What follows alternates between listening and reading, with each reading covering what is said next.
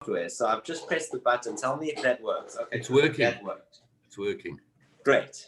Okay, so we'll see how many others join. I hope that there hasn't ever been other software glitches along the way. Just today, quickly to recap from last week, we're learning about humanity. And obviously, that's a huge topic. How do you even approach humanity in 20 sessions, never mind 5 sessions? But I'm trying to do the most appropriate and relevant and hopefully spiritually uplifting ideas that I can think of so that everyone can have food for thought how to be the best human being that you can be. Last week, we discussed the concept of being created in the image of God. We mentioned 4 different approaches to what that means.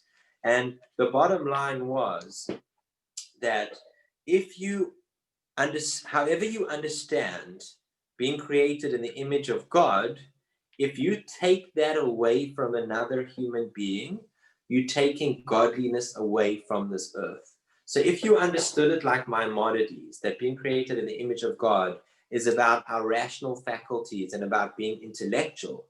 So if you shut people's views and you shut people's ideas and you don't allow people to voice their opinions or think, therefore you're taking away their godliness from this world, which it's not their godliness. There is only one God. So it's taking away God from this world, which obviously God can't be taken away, but it means that you're not inviting the blessing that God allows us to bring into this world as much as is possible.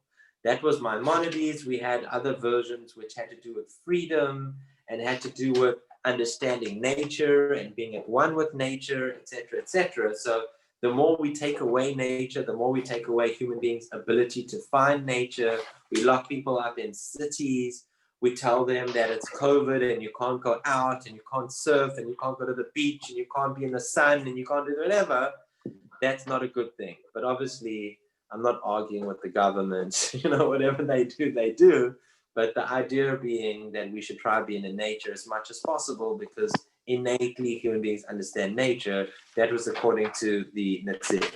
Okay, today I'm going to talk about something different, and it's got to do with what are human beings by default?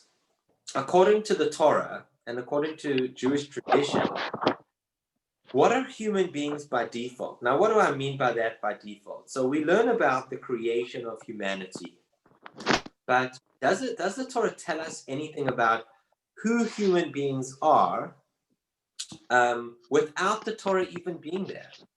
Who are we before the Torah was given? So there's 2 major aspects I want to talk about in who we are naturally. And the first one has got to do with our inner spirituality. Now, I'm aware that there are some philosophers out there who say that we are completely spiritual beings. And certain religions say that, and certain philosophies and theologies say that. And there are other people who say that we have nothing to do with spirit and we're not spiritual. And they think that people who are religious or spiritual have gone crazy and bonkers.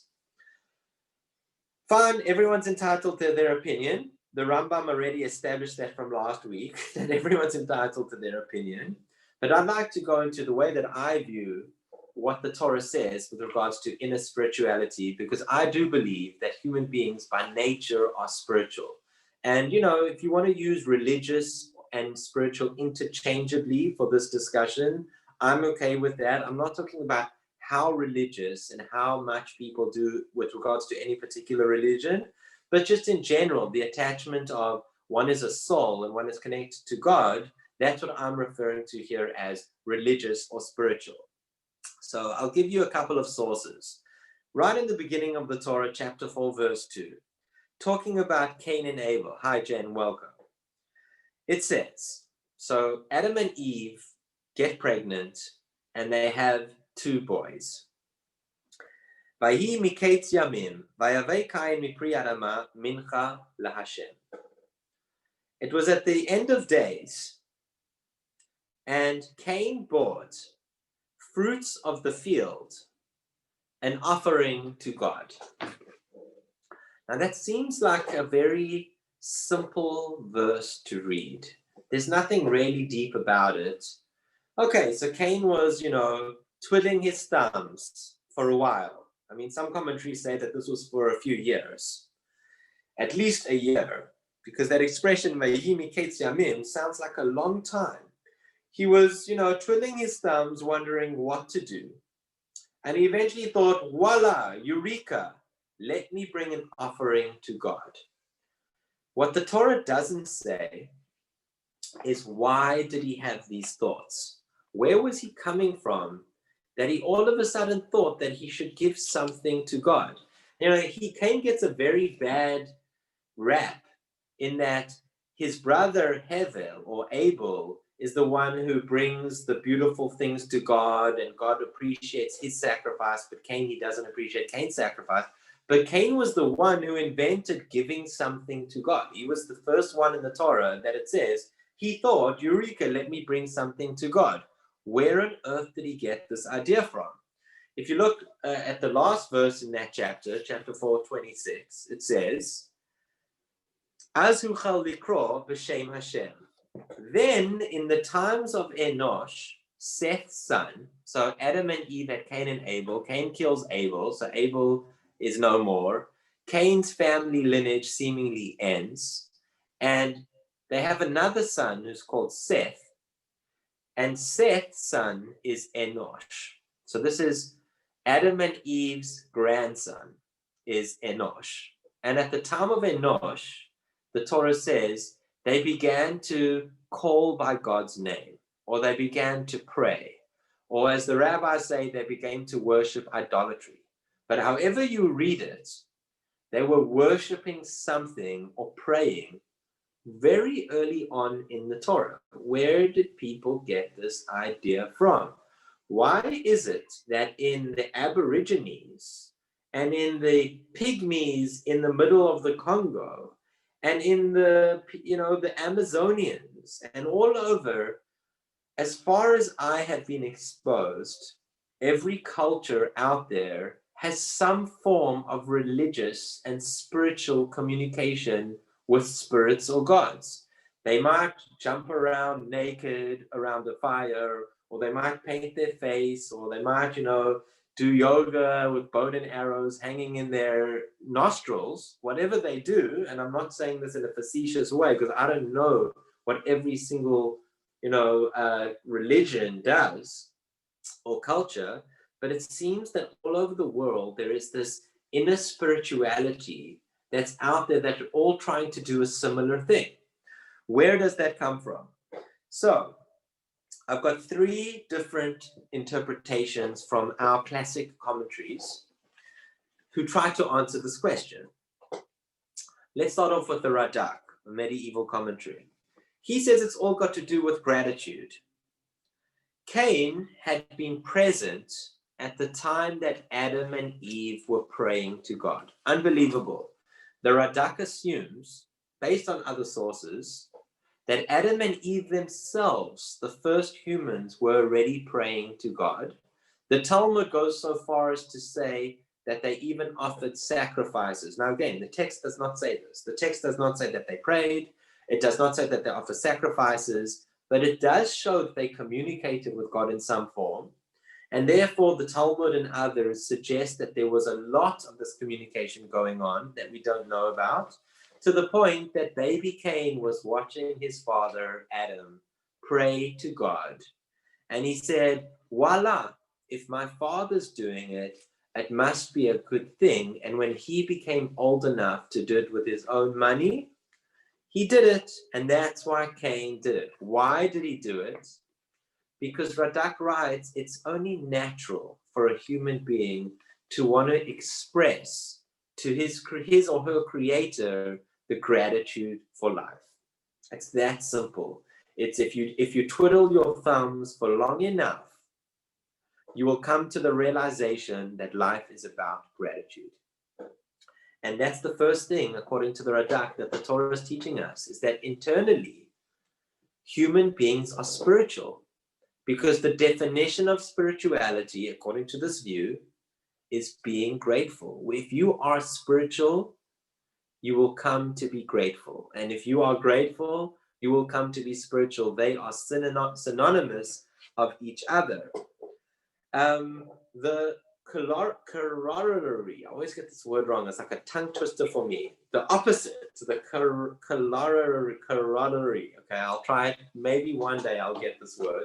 I studied this a lot in mathematics, and I could never, ever spell this word. I could never read it, never spell it, but it's kind of the opposite. If A equals B, so B equals C. So that type of logic. When it comes to Abel, we know that God liked Abel's sacrifice. And it actually goes to the extent to say that Abel brought mibchorot sono umechel vehen. He brought the firstlings, or the firstborn of his sheep, and their fats, meaning the fatty ones, the best of those.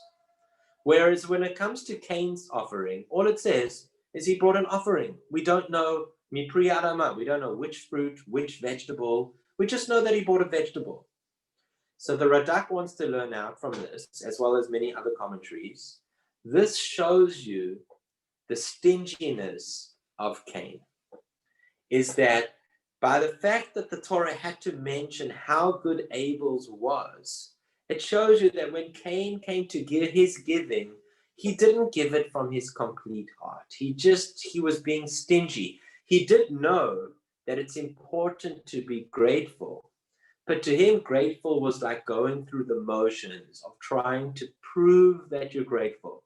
And I think in life, this is an important lesson.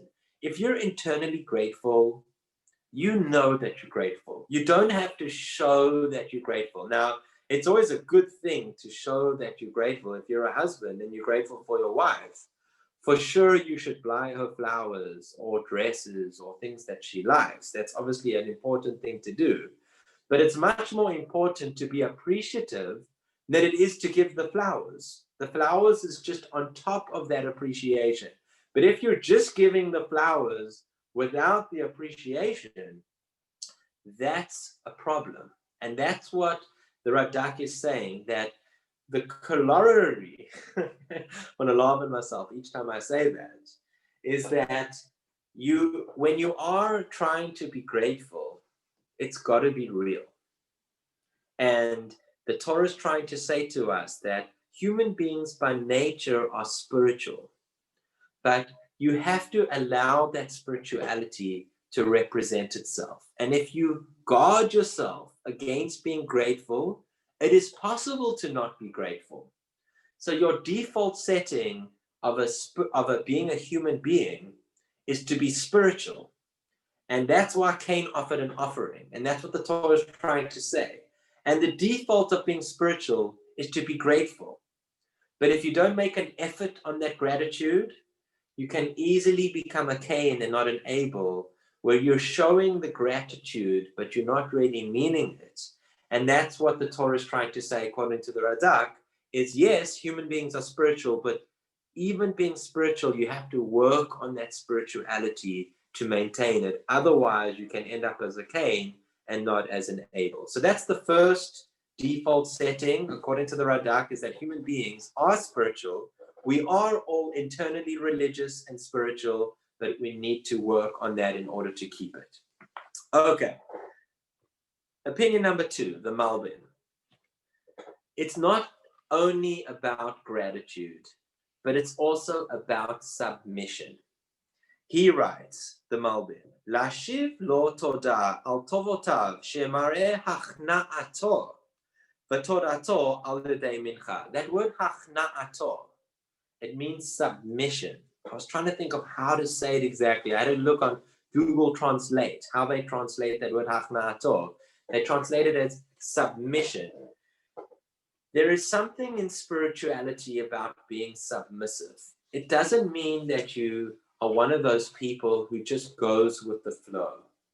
I know that, in California, where I spent, 10 years of my life, there was a big section of society which were promoting this idea of go with the flow. Don't worry so much about things. Let just things happen and let it happen to you. And there is some peace that a human being can get from going with the flow.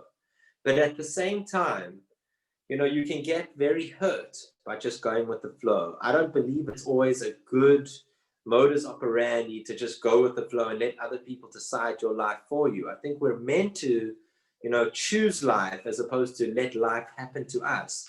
But at the same time, there's a certain power in realizing that you're just a little ant in not even a huge ant farm. You're a little ant in the Kruger National Park. And being submissive to the idea that you're not in control of everything. And there's a massive universe out there beyond your tunnel vision or your lateral horizontal vision of an ant. That is looking at the world through a spiritual lens. Because if you only look at the world through your lens, you're acknowledging yourself as a physical body because it's just what you see. But if you acknowledge that there is a world out there that you don't see and that you don't know, that's when you start becoming a spiritual being, my understanding, according to the Malbim, because through submission, you realize your position in this universe. And only through knowing that can you really become to spirituality, which is truth. So I think that's what the Malbim's trying to say, is that Cain and Abel, yes, he brought that sacrifice because he was grateful for his life, but he also he realized, Cain, early on, human beings, they already acknowledged that there must be a big universe out there, much bigger than themselves. And that's part of being spiritual, is through that humility that you learn, through that consciousness and that experience of being submissive. I know that some people hate that word, being submissive. They would think it's an insult to be submissive to anyone in any form or anything, etc., etc. But, we know that practically speaking, you have to be submissive to the law. Otherwise, laws just don't work. Even I'm talking about civil law. To have a speed limit on a road, people have to be submissive to that law. But I'm talking about spirituality, to realize, to be submissive to something greater than yourself. I think that there's a big spiritual greatness that human beings can come to through being submissive. That relates a little bit to what I said last week about Bruce Lee, about limitations. Realize your limitations, but capitalize on them. Lastly, the third opinion is the Al-Sheikh. The Al-Sheikh writes that a sacrifice is a korban shel atzmachem. A sacrifice is about forgiveness. And to be spiritual, according to the Al-Sheikh, is about coming back to that Garden of Eden consciousness, that the time before sin, where we didn't have all these negative energies in us, that we were battling all the time, etc., etc., etc. We just were. And that's what spirituality is. It's about just being. Not so much trying hard to be spiritual. It's about just understanding that you are spiritual. But unfortunately, Cain had realized that his generation had been kicked out of the Garden of Eden. They never got the chance of truly realizing the massive capability that a human being has to be completely spiritual, and therefore he was offering a sacrifice in order to try and be more spiritual, to try and get him to that point of asking God and saying, please, God, forgive me, bring me back to that point. I will give up whatever I own, whatever I have, whatever I own, I will give up to try and bring me back to where I'm meant to go. And that's the third definition of spirituality, is perfection. And the mechanism of that is giving a sacrifice, which is some type of atonement or forgiveness, to try and bring one's mind back to that. So those are three different opinions of why Cain was offering a sacrifice. And that almost, to me, it proves that human beings are naturally spiritual by the fact that Cain was bringing an offering when there was no obligation or commandment to bring one. He just naturally understood that is what human beings are about appreciation, about submitting to something bigger than ourselves, and about trying to strive for perfection through asking for forgiveness for our mistakes. I will just say one last thing before I come to the second part of this lecture, is I'm quoting a neuroscientist, which was quoted on BBC. His name's Dr. Andrew Newberg. And he was quoting, he's, I think, from Pennsylvania, somewhere in America, he's a professor. And he was saying he was doing studies on the brain during religious experiences. Now, I know I've spoken to some doctors myself who from New York who were explaining to me that there's quite a lot of research on taking religious leaders from different faiths under an MRI machine and watching what their brain does during meditation and during prayer and during giving a drosha and whatever else it was. And here's what Dr. Andrew Newberg says about religious experiences with regards to the brain. If you contemplate God long enough, different circuits become activated while others become deactivated. Perceptions alter, beliefs begin to change, and if God has meaning for you, then God becomes neurologically real. We have to wonder why the brain developed in ways that not only facilitate, but seem to promote religious experiences. Unbelievable that they're proving now, the neuroscientists, that through religious experiences, your brain actually changes and it's built for those religious experiences. Unbelievable. Now, is that a proof that religious experiences are built within us by the fact that our brains are wired for that? Possibly. Does this mean by the fact that some people don't go for religious and spiritual experiences, does this mean that they've forgotten what those things are and potentially can be? Because if they do experience them, their brains automatically rewire to what it was. It was almost like they were wired for that to begin with. I don't exactly know. It could be that that's God's blessing. That's saying, I've wired your brains in a way to constantly remind you that you are spiritual. I don't know whichever way it is, but Dr. Andrew is definitely wondering why our brains are wired to have religious experiences. Okay, next topic. Now that we've got that human beings are innately spiritual, at least from the Torah and those opinions, and definitely my opinion, I now will go into the next thing, which is morals. Are human beings naturally moral? Is there an inner morality in us, excluding whatever anyone will teach us? So even if we never got the Torah, and even we've never been exposed to the Torah, and we've never been exposed to civil law, and we've never exposed to anything. We just, grew up in the veld, which is in the wild. We grew up somewhere wild, and we just live our lives. Is there an innate morality that human beings have? So I know that this is a question that a lot of people talk about.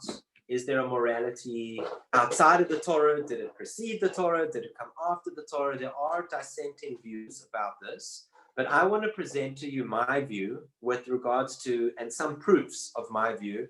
And I do believe that this is the majority view. And it's not just me who believes it's a majority view. You can read a very interesting article by the authors Sagi and Statman called Divine Command, Morality, and Jewish Tradition. And they also agree with me, or I agree with them rather, but I'm going to quote some of their sources and some of my own sources of where we see this in Jewish tradition, that morality, there is a morality outside of what other people teach you. Let's start off with Rav Sadia Gaon, who was, I think in the 9th century, somewhere around there. He writes this: if a prophet tells you, okay, hold that for a second. Before I come to Rav Sadia Gaon, let's even start in the Torah. So Cain murders Abel. I just mentioned Cain with regards to offering sacrifices. Now let's talk about Cain murders Abel. Cain gets punished. That's what the Torah says. How can you punish someone if he hasn't been told that murder is forbidden? So if you're a good defense lawyer and you're a lawyer of Cain, you're going to say, I'm pleading innocent. My client pleads innocent because nowhere in the Torah are we ever told that Cain was told not to murder. We know that he murdered. Did he even know what he was doing? I mean, there's one commentary in the Torah, Rashi says, he didn't know murder at all. He stabbed him so many times. He stabbed his brother so many times with a stone to see where is the life source of the body. He didn't even know what death was. He did so many times, he didn't believe that the person was dead because he'd never seen or heard of a dead person before. Now, whether that's true or not, I got no idea. But I do see in the Torah that Cain killed Abel, he gets punished, and the Torah doesn't say anywhere that he was told not to kill. So seemingly, that already is a proof that there must have been a morality or an understanding that Cain had before the Torah was given, that he knew that murder was wrong. So that's already a proof. But let's go through some rabbis, distinctions that they say with their own words, which I don't think you even have to get further than Cain. But let's just go through some and see what they say. This is Rav Saadia Gaon in the 9th century or the 8th century. If a prophet tells you, so if a prophet comes along to you and says, it's okay to steal, it's okay to murder, it's okay to commit adultery, it's okay to do all the bad things that we're told not to do, you shouldn't listen to him, and don't even ask him for a sign that he's a true prophet. Don't even listen to him. But if he goes out his way and starts doing miracles and goes, wow, look, guys, I'm doing miracles, it must mean that you should listen to me, because it must mean that, whatever God said in the Torah is the morality that you should listen to. And that God told you to listen to the prophet, so therefore listen to me. So Rav Saadia Gaon says, and I'm quoting him, I felt that I needed no longer concern myself with him in discussion. That's what he says. He goes on a little bit, but he says pretty much, walk away. That guy's crazy. You don't need to talk with people who tell you nonsense. As they say in Yiddish, who talk bobber meises. If people are talking nonsense, no matter what miracles they do, if it's against your logic, if it's against your moral compass, do not listen to what they say. So, Rav Saadia Gaon is a big rationalist. He thinks that everything in the Torah had a rational reason. So he's very much focused on your reason and your logic. And therefore, if anything is seemingly against that inner core logic that you have, something's fishy. The next one is Maimonides in the Guide to the Perplexed. He talks about truisms. I forget his exact word, how he translates truisms, but there's some word there that he talks about truisms. And he says truisms do not imply that they depend on God's command for their validity. So although, yes, he does think that what's in the Torah is moral, it doesn't mean that it was only moral because the Torah said it. It could have been moral before, and when the Torah mentioned it, it was just in sync with what morality already was. That is the second source. Third source, and this is my source, I did see it discussed in an article somewhere, and this has to do with the first time that the Torah seemingly uses a moral judgment or a moral word. It's right in the beginning of the Torah. I think it's the 4th line in the Torah. It says, God saw the light, and behold, it was good. So there's the word good. That is a moral word. It's a moral judgment. What does good mean? Does it mean just? Does it mean morally good, etc., etc.? So what does it mean? And God saw the light and it was good. Does it mean that before God saw the light, it wasn't good? Or rather, does it mean that whatever light we're talking about, that is good by definition, and God is trying to show us that, yes, it's good. It's intrinsically good. That's what God is trying to tell us, that it's intrinsically good, and God saw that it was good. It was good before God saw it as well, but it was always good, and God is trying to tell us, I'm emphasizing that this is good. So there seemingly to me is another line in the Torah that suggests to us that there is a morality other than a command of what the Torah would say. The Ramban, the famous statement of the Ramban, is there's such a thing as a menuval b'reshut Torah, which means you can be disgusting with the permission of the Torah. Now, he's not trying to say you can, meaning it's a good thing that you do this. He's saying it's possible for a human being to, and sorry for the stereotype, because this is a bad stereotype, but it will just zone in on what I'm trying to say. You can have a person with a long beard and the payers and the black hat, and they wear, everything, and they only eat the kosher of the kosher of the kosher, and they bring in Shabbat early, an hour before Shabbat, and they take out Shabbat an hour later, and they seemingly on the outside extremely, extremely religious. But then when you see them eat, they eat like a pig. They don't save anything for anyone else. They eat with their mouth open. The food's all over their beards. They spill over their clothing and they don't care, etc., etc., etc. So that's what the Ramban is saying. There's such a thing as being disgusting with the permission of the Torah, meaning you're technically doing all the commandments correctly, but the way that you do them is in such a disgusting manner that it is actually possible to be labeled a disgusting person, even though you're fulfilling the Torah's commandments. And that's a terrible thing to do. Some people would say it's even worse to do, that when you're doing all the other commandments, but you're still disgusting, it's even worse. I'll read you what a Hungarian rabbi in the 19th century said. His name is Rabbi Moses Glasner. This is his words exactly. All things that enlightened people, which today we would say civilized, all things that civilized people find loathsome, even if not explicitly forbidden in the Torah, one who engages in them is worse than one who transgresses the laws of the Torah themselves. Unbelievable. Now, I don't know if I would go so far as to say that, but this rabbi from Hungary definitely suggests that if you go against the morals, the basic morals that human beings have, that he calls what an enlightened person or a regular civilized person would know, and you go against those things, even if you're doing all the other laws in the Torah, definite bad thing that you're doing. And he even labels it even worse than transgressing a commandment in the Torah. So that's how much he believes that there is basic morals out there that human beings should be doing. I'll give you three more. There was the Radbaz, also a famous rabbi in the medieval times, who was getting asked questions from around the world.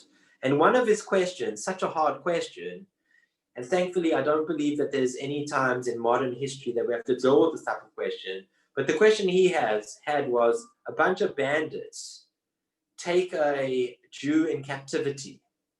And they say, and again, I don't know if this was a real question or not. It might have just been a learning question. I hope it wasn't a real question.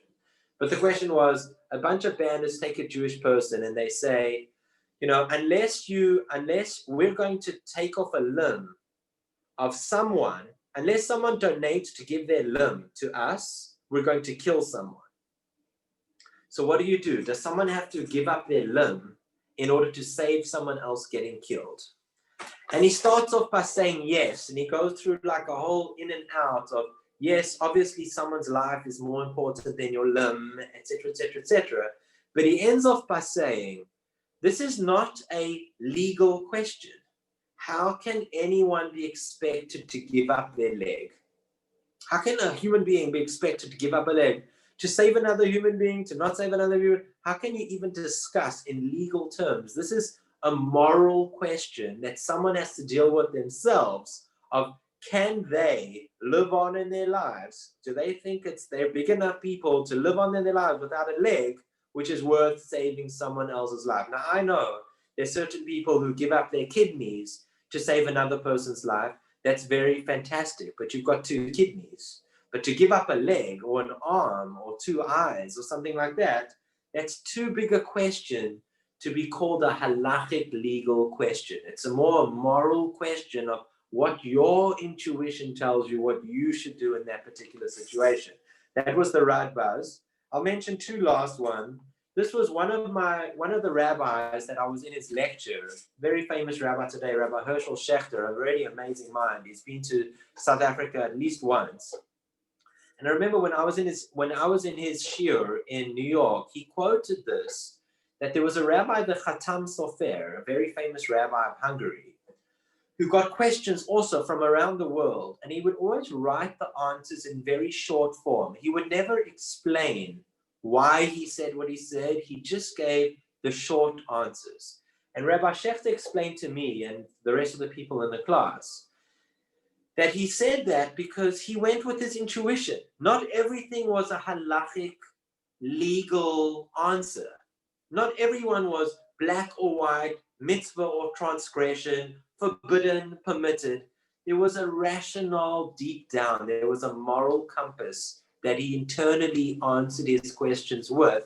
And he wanted to let people know that I'm not only answering from my brain, I'm answering from my heart. Where my heart is at, that's where I'm asking my question. And that showed that there's a moral compass. And lastly, the last Jewish source is the Maharal, the famous Rabbi Lau from Prague, the one who invented the golem, or etc. If he did that, he writes this about judges. So this is the creme de la creme of people who need to be knowing about Torah. And this is what he writes about those people. Even if a judge's wisdom misleads him, he is still beloved by God. When he rules with his reason, the judge has nothing but what his eyes can see. And he is better than one who only follows a text without understanding its reasons, as that person is someone who walks like the blind. So the Maharal, famous quote from the Maharal of Prague, that it's better to use your own moral compass and your reasoning, obviously within parameters. I mean, it's a judge, it's a person who's already learned the Torah, etc. But it's better to use your intuition than to open up a book and say, well, this other judge says that, so therefore I'm going to go with that other judge because he said it.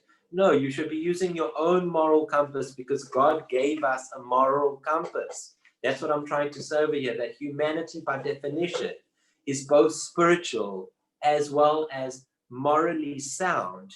Deep down, that's what we are, and that we learn out from Cain and Abel's story. And I'll end off with two quotes that I like. One is from Marcus Aurelius. Waste no more time arguing about what a good man should be. Be one. It's that simple. Just be one. You have it in you to be moral. Just be it. Enough philosophizing. Just be it. And last one is Chesterton. Art, like morality, consists of drawing the line somewhere. We're all being given the paint. It's called a soul. That soul has the paint of morality and spirit within it. And therefore, when it comes to being a moral person, I would say, yes, it's good to learn the Torah and other things, but also look deep down within, because that's what the soul is made up, with morality and spirituality. Thank you for being here, everyone, for part 2 of Humanity. God bless you all and stay healthy.